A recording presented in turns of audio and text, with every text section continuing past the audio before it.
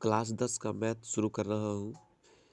जैसा कि आप देख पा रहे हैं, शुरुआत से करा रहा हूँ प्रश्नावली 1.1 से गणित विषय। क्वेश्चन कहता है निम्नलिखित संख्याओं का HCF ज्ञात करने के लिए यूक्लिड विभाजन एल्गोरिथम का प्रयोग कीजिए। क्वेश्चन नंबर 1 का एक दिया गया है 135 और 225। इस दोनों में सबसे पहले आपको ये चेक करना पड़ेगा कि कौन सबसे बड़ा है और कौन सबसे छोटा।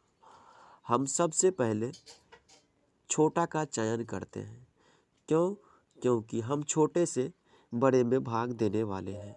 इस तरह से हम पहले HCF ज्ञात करेंगे भाग विधि से। उसके बाद तब हम आपको यूक्लिड विभाजन एल्गोरिथम का प्रयोग करके दिखाने वाले हैं।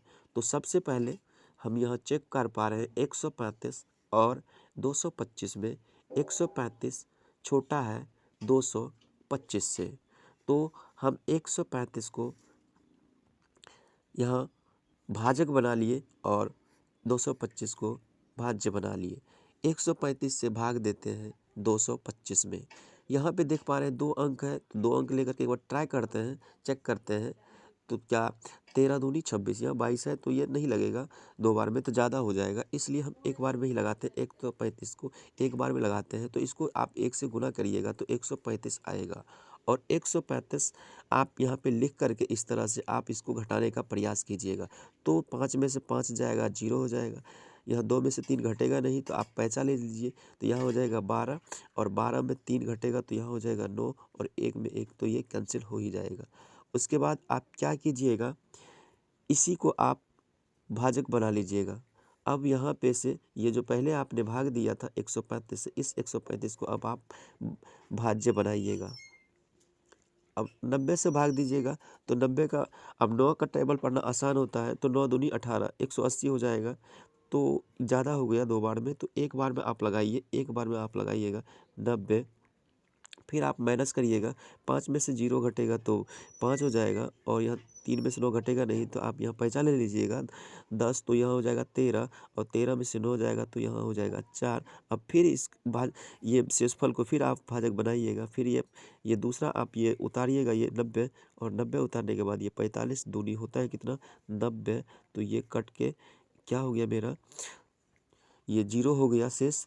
और अब जब शेष 0 हो जाए, आपको तब तक कटाना है जब तक कि शेष 0 ना आ जाए। तो ये लास्ट वाला जो भाजक होता है वही हमारा 900 होता है। तो अगर मैं यहाँ पे लिखना चाहूँ तो 900 कितना हो जाएगा, इसका 900 हो जाएगा 45। किसका? तो 135 और 225 का 900 होगा 45। लेकिन हमको क्वेश्चन में कहा गया है कि हमको क्या दर्शाना है, हमको दर्शाना है कि यूक्लिड विभाजन एल्गोरिथम का प्रयोग करके। हम यहीं से निकालते हैं यूक्लिड विभाजन एल्गोरिथम से। तो सबसे पहले हम लिखेंगे यहाँ यूक्लिड विभाजन एल्गोरिथम से, यूक्लिड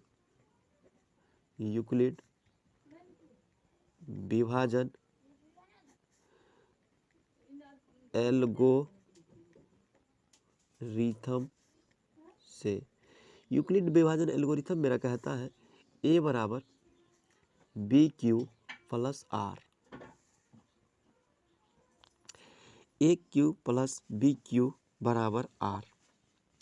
A हो जाता है भाज्य, B हो जाता है भाजक, Q हो जाता है भागफल, और R हो जाता है शेषफल। ठीक, और भाजक से हमेशा शेषफल हमेशा छोटा आता है।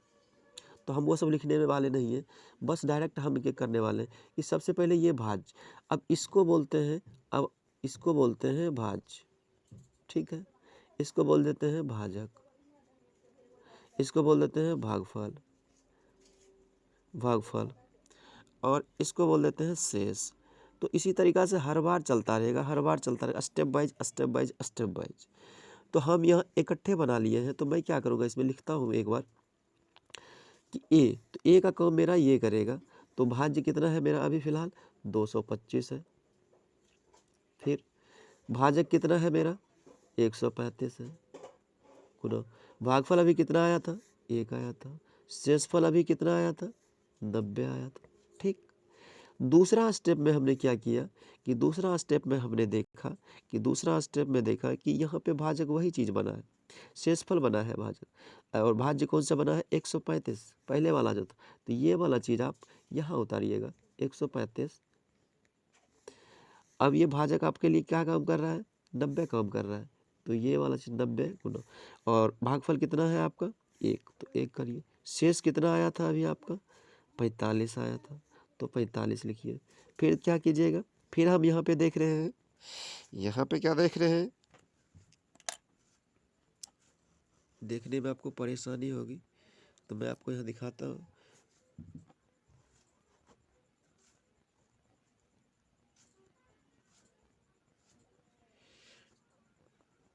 ठीक है, तो 45 हो गया। तो अब आप क्या कीजिएगा,